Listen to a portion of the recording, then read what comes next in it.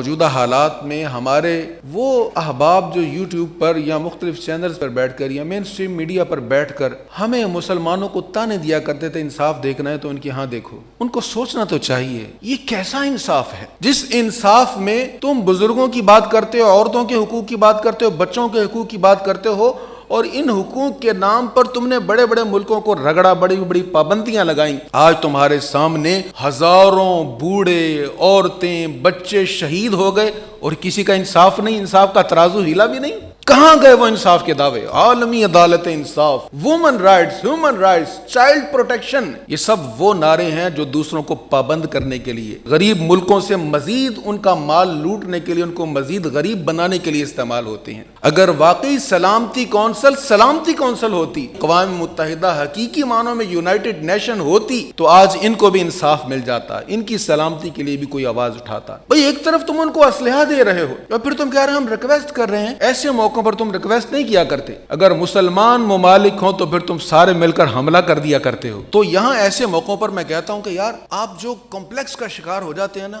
ان کو دیکھ دیکھ کر ان کی تعریفیں کرتے کرتے تھکتے نہیں ہیں، اس کمپلیکس سے باہر نکلیں اور اسلام کی تاریخ پڑھیں، آپ کو پتہ چلے کہ ہم کیا ہیں اور ہمارے نظریات کیا ہیں، اور اپنے نظریات کے سامنے آپ کو سارے بڑے بڑے مفکر، بڑے بڑے مفسر آپ کو بونے نظر آئیں گے جو اسلام کی مخالف باتیں کہنے والے ہیں۔